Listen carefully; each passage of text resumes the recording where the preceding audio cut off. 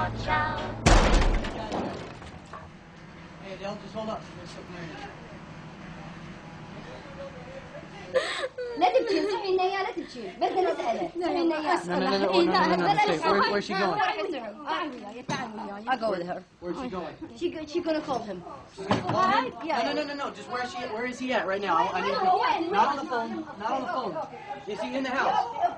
Is he in the house? Ma'am! Pastorelli! Is he in the house? Pastorelli! He is in the house. Where? This is him? Get up there, second floor, second floor. Watch out. Go. Watch out, Adele, watch out. Hey, one coming up! That's Sahib Al-Duri. What's your name? Sahib. This is Sahib. شو مسوي صاحبي؟ الله شو مسوي؟ شو مسوي طالب من الجامعة الله ابوسي. Tell them All right, to calm down. guys, moving up to the roof, wait one. It will not be long. We appreciate your conversation. This is the target. Sahib Al-Duri, bring him out. We have to, as you go back to the old saying, we win the hearts and minds of the people. That's our job. We have to bring the ideal of democracy and freedom to the country and show them that the American people are not here to rule Iraq. لا تخافي ما راح يضربك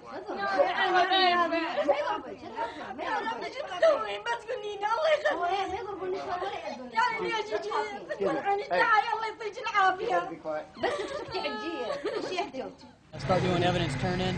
That process takes about 3 hours, so that's going to be it for the night, and that concludes Christmas Eve. He's gonna find out who. Merry Christmas, BRT. Merry Christmas. Santa came to Iraq just for you guys. Trying to keep the skies clear for you, Santa. You consider yourself a proud American? Absolutely. I'm extremely proud American. I think I'm probably more proud than the average Joe. When I put my flag out, I can't allow it to touch the ground, because I know the lives that were lost and the blood that was shed so that I could be here and have a flag. All right, how often do you put the flag out? Every single day. Every single day. I started when my daughter was in Desert Storm. I had the same flag flying on my front porch and the same yellow ribbons, praying and hoping every single day that my child would come home safe and that everybody's child would come home safe. And she did. And she did. You have other family members that have been in the military? Absolutely. Uncles, aunts, cousins, brothers, father. A very strong military. Very strong. Family. My family is what I consider part of the backbone of America. It's families like mine, and it's not just my family. There's hundreds of families, millions of families out here that this country was founded on their backs. I have been known to be a conservative Democrat. Yeah. That's what you consider yourself, yeah. Yeah. Yeah. It's a great country. It's a great country. It's a great country. The cross that I choose to wear, if you notice, it's a multicultural, a multicolor cross.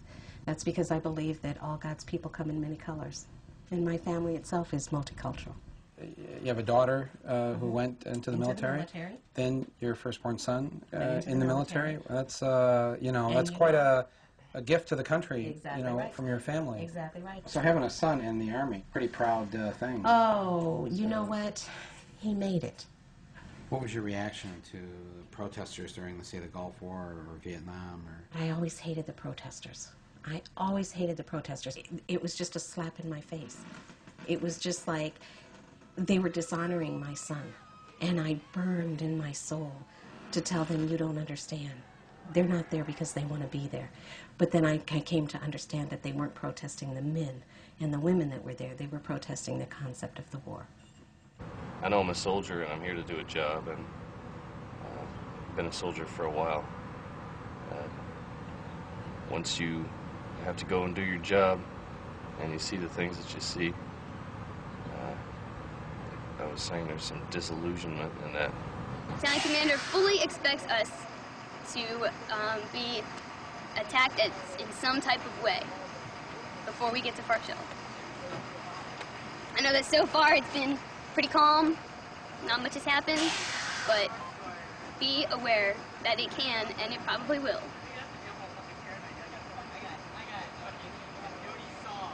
They're beginning to organize themselves just in neighborhoods.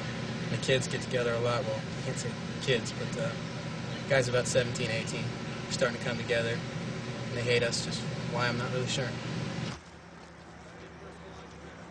L'immoralità genera altra immoralità. Quando un presidente è così immorale da mandare dei ragazzi, fino al giorno prima solo dei ragazzi, a combattere una guerra fondata su delle falsità, ecco cosa si ottiene. Hey, is it ticklish? Don't tell me you don't know what it is. That motherfucker still has a heart on it. Some motherfucker. Why are you touching somebody else? He touched his dick.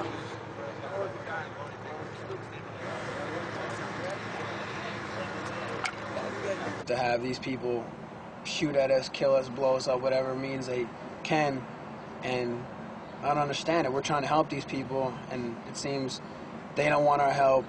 Get out of here. But the minute something goes wrong with them, oh, why weren't you here? Why didn't you do this? You know, I hate this country. You know, I feel that a part of your soul is destroyed and taking another life. And yeah, that statement is very true. You cannot kill someone without killing a part of yourself. If you get called up, will you go back to Iraq? No. You know? No. What repercussions do you face if you don't? Possible jail time. That's one possible thing. Are you willing to risk that? Yes. Yes, I will not let my person, I will not let anyone send me back over there to kill other poor people, especially when they pose no threat to me and my country. I won't do it. This is an impressive crowd, the haves and the have-mores.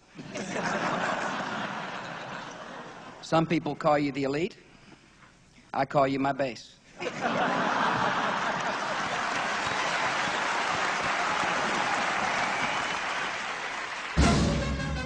Mentre si dava da fare per coccolare la sua base e sbandierare il suo affetto per le forze armate, Bush proponeva di ridurre del 33% la paga dei soldati al fronte e del 60% i fondi per il sostegno dei loro familiari. Si opponeva a un nuovo stanziamento di $1 miliardo per l'assistenza sanitaria ai veterani e si pronunciava a favore della chiusura di ospedali per ex combattenti.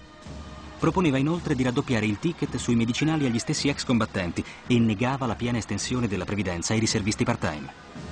E quando il sergente maggiore Brett Patricken, di Flint anche lui, è caduto in Iraq il 26 maggio, l'esercito ha mandato ai familiari la sua busta paga mensile, decurtata degli ultimi 5 giorni in cui non aveva lavorato, perché era morto.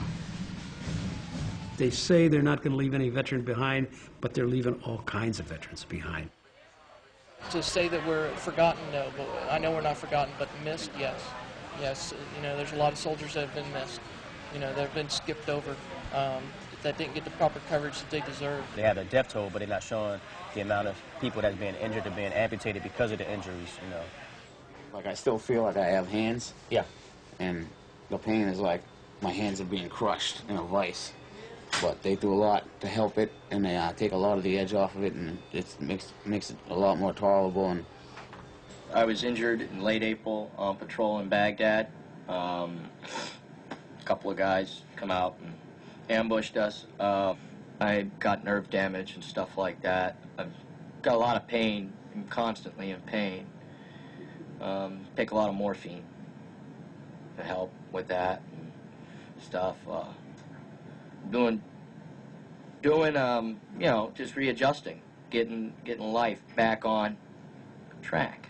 You know what I'm saying? And yeah, I'm not going to do what it is that I did before. I was a Republican for quite a few years, and for some reason they conduct business in a very dishonest way. I'm going to be incredibly active in the Democratic Party down where I live once I get out. So I'm going to definitely do my best to ensure that the Democrats